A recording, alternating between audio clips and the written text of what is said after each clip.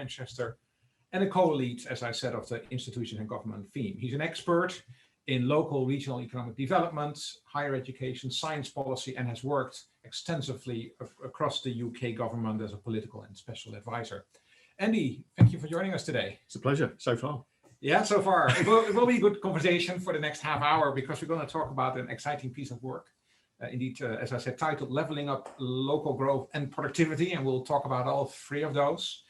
This is a paper we'll release right after this live stream. So if you go to our website, productivity.ac.uk, in about an hour from now, you can find the paper and some other materials related to this. Now, of course, obviously the timing of this is good because we are looking, or at least anticipating, that the government will come up with a leveling up white paper in the next couple of days. And this paper really talks about how do we need to think about leveling up more from an organizational, from an institutional point of view.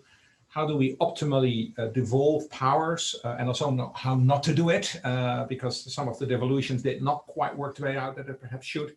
And also, what are the biggest levers here to make productivity and rising living standards really happen in a sort of regional and local context? So let's dive in right away, Andy. And I think the first question that everybody always asks me when we talk about leveling up is, what the heck is it?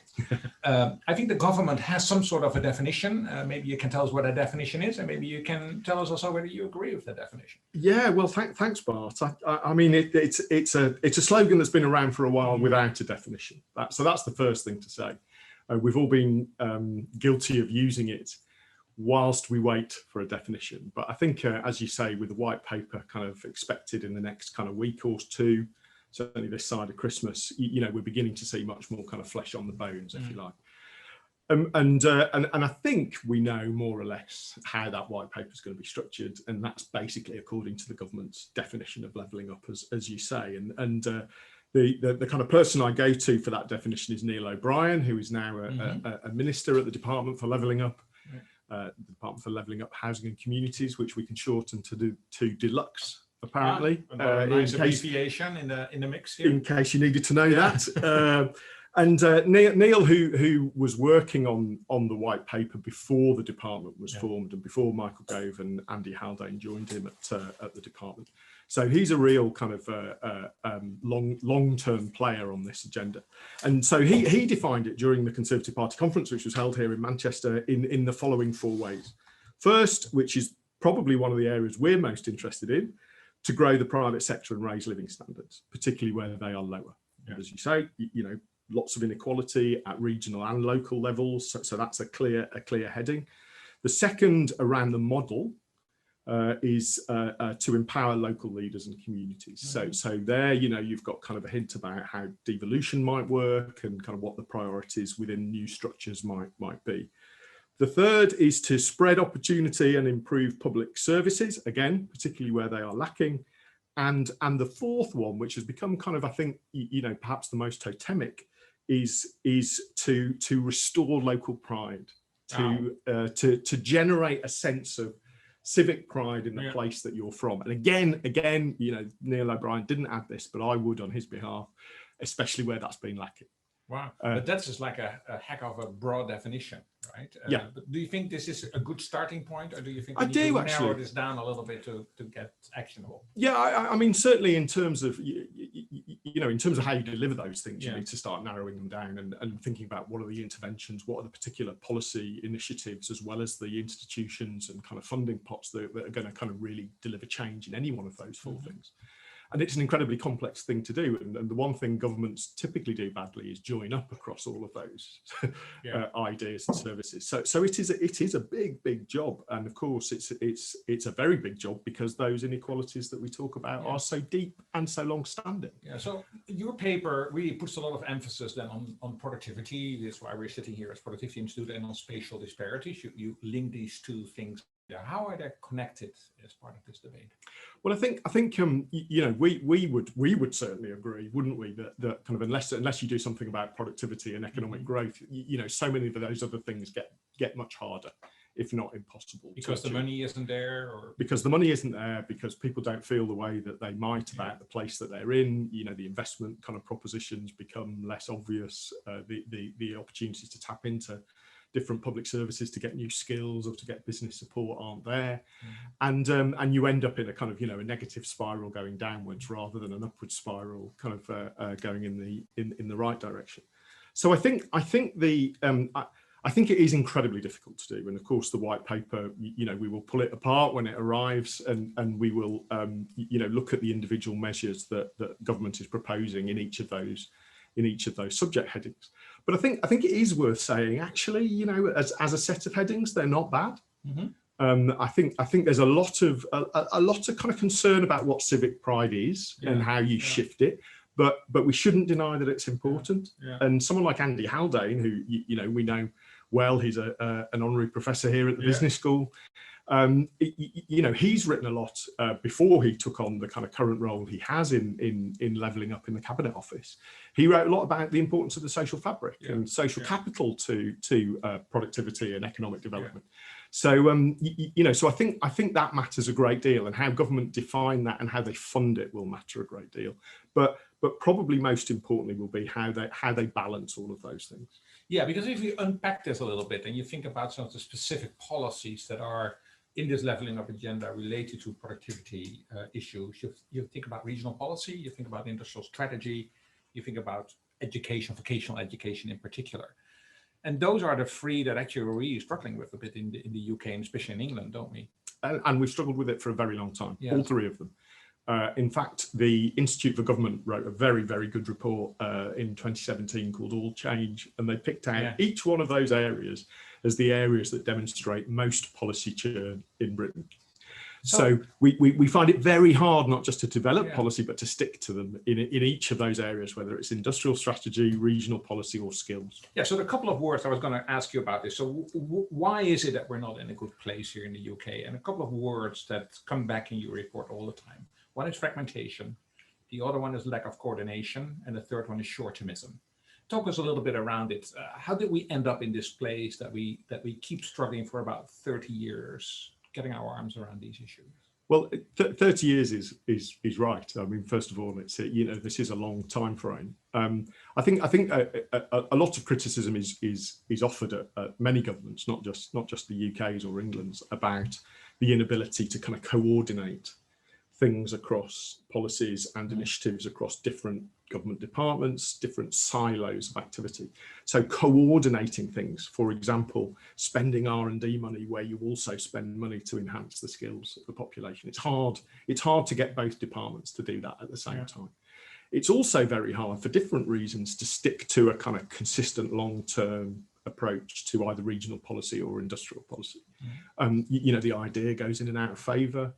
We chop and change the institutions, and it's maybe in those two areas, as well as in skills and vocational education, that that we see this constant chopping and changing things. And I mean, in skills in particular, the amount of change to policy is phenomenal.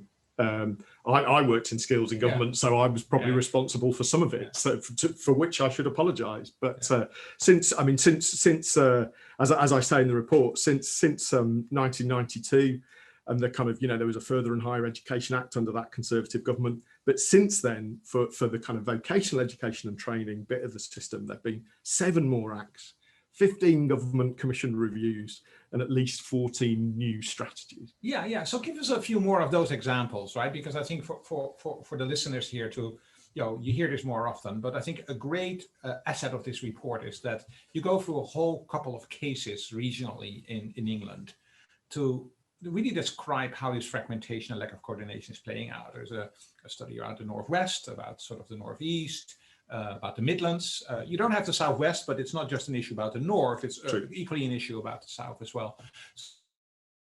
Examples of, how does this fragmentation and lack of coordination work out in practice? Well, firstly, I should credit my co-authors because they did a lot of work on this particular part of the report. Marianne Sensier and Nicola Pike, who helped me a great deal, and we kind of put together, if you like, the analysis of how things work, or how they fit together, or how they don't fit together in each of those regions that we looked at. And one of the case studies we look at in the report is the experience of lapse. And how lapse fit together or don't fit together with other patterns of government in the regions. So combined authorities with mayors, but also local authorities, and you know, that set of arrangements is likely to be thrown up in the air again in the Levelling Up White Paper. LEPs may not continue in the current form. They may be new devolution deals with counties as opposed to combined authorities, and so we may end up with more of a patchwork of little silos dotted across those regions to match the bigger silos that Whitehall oversees. And actually, you know, if you're a business or an organisation working in that, it's very hard to know who to speak to, where to join up things for yourself in the business that you run or the kind of product or service that you're responsible for. So if you look, for example, at the Northeast, as you know, we have a series of productivity forums, and kind of they look in detail at some of these things, and we've talked to them in the process of the report.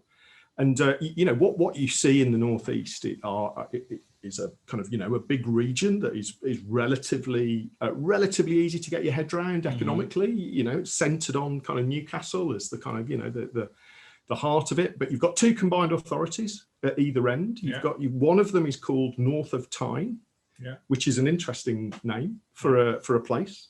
And then you've got the kind of Tees Valley Mayor, Ben Houchin, who you know, gets a lot of headlines. In between, you've got a bunch of authorities that didn't choose to be part of either combined authority, and they have less power as a consequence. But in the levelling up plans, it might be that they end up with county deals. So somewhere like County Durham might sit with its own deal in between these two combined authorities. But then you go to the geographical boundaries that the kind of LEPs run in, and they're completely different.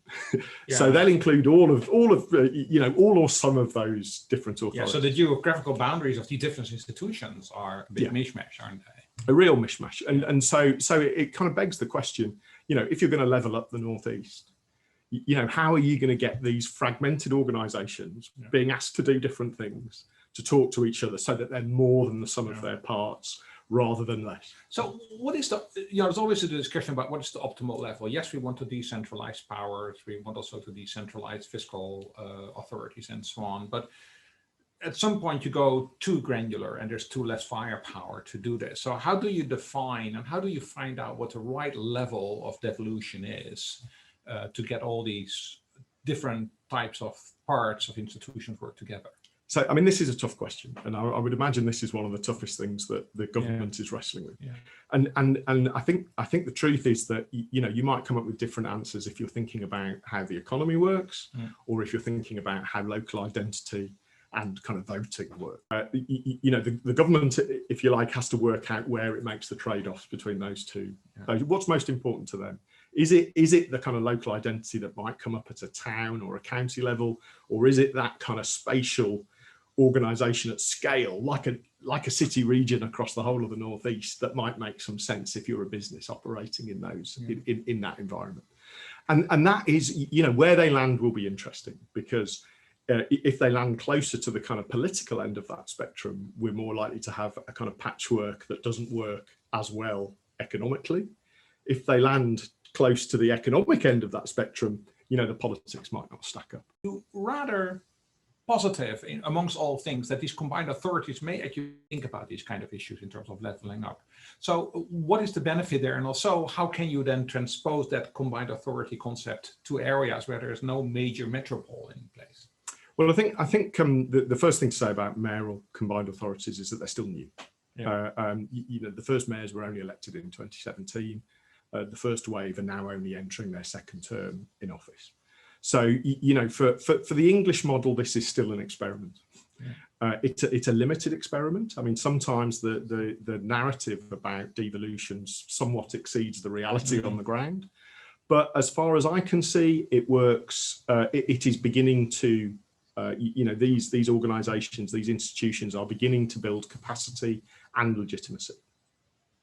And I think in places like Greater Manchester, that's been a little bit easier, because some of those issues I described in the Northeast don't quite apply. So almost everything that happens in the Greater Manchester Combined Authority is on the same spatial level, the 10 local authorities. So whether it's kind of, whether it's the Chamber of Commerce or the LEP, they function on that same footprint. And that means you can talk to people about the same things most of the time. Right. And that's really helpful. But that doesn't exist in other places. Nonetheless, I think it's important that in those places where it's a problem, this is something that government could address. Because city regions and mayors, they're developing capacity, they're developing expertise, but they're also functioning at a scale that works and can deliver some of those kind of big productivity changes in the kind of city regional markets that they operate in. There are lots of challenges there, of course, and that's in the context of, as we've said, massive regional inequality. So you're asking them to develop a lot over a long period of time to really make a difference. So just coincidentally, Martin Wolf this morning in the Financial Times had an interesting column, which actually talking about the issue of leveling up. And he actually took the case of the Basque country. Described as a country, as a nation, people have a feeling about that in a way that kind of, might compare to places like the Northeast or the West Midlands, but it is a little bit different. And it has a special status within Spain. It has a high degree of autonomy that very, very kind of, it outstrips the kind of levels of autonomy that city regions in England have, and it really is probably closer to the kind of Scottish, Welsh, and Northern Ireland models, if you like. But it does show that you can reconcile those two things.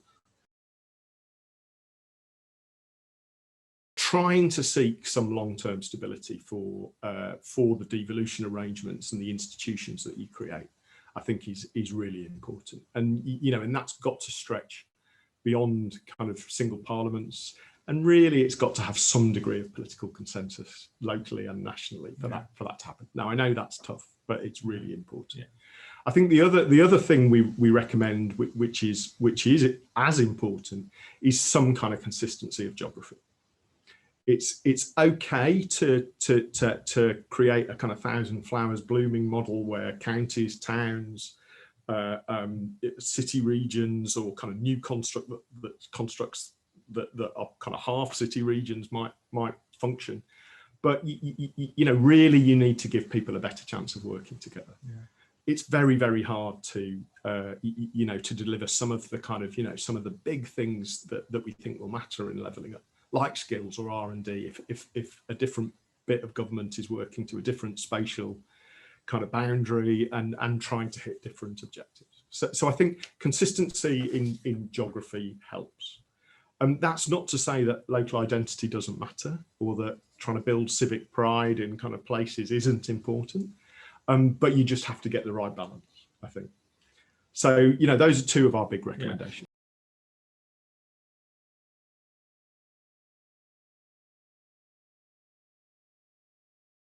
There needs to be a level of aspiration. You need to build on something that you're strong at and continue to do that. So how do you get into that sort of kind of thinking mode? Well, I think first you acknowledge that it's helpful to have a long-term strategy and to kind of stick to it. I mean, in the case of everyone wanting to be like Silicon Valley, as you say, that's not necessarily the right one, but whatever it is, construct it and stick to it. Well, you mentioned in funding, right? Because I think one of the issues, again, just an example, is that what we see is that for them it's hard, FE colleges, it's hard to build a capability simply because there's just no resources to make these kind of longer term investments. Yeah, and for many years, FE has been a kind of poor relation to other parts of the education system in the kind of levels of funding that it's had. So I think that has to change too. And I worked in FE for many years and worked in FE policy for many years. So I recognise I haven't always got this right, but I think I think joining them up, giving them more flexibility and autonomy to react and to be a strategic player, a strategic institution in their places, I think is critical. But it is an area, there's a white paper, unsurprisingly, given what I've said, that kind of resets the way that colleges work with their local areas, and it introduces a whole new set of institutions. So they are all now busy thinking about how they're going to create local skills improvement plans, and not how they work with the LEP or the combined authority, but how they work with chambers of commerce. Now, that's a model that works quite well in Germany, but it's another set of institutions in some cases working on yet, you know, another set of physical boundaries that are kind of, you know, thrown into that mix. Thank you for contributing to this and joining us here today in Manchester. It's a pleasure. Thank you.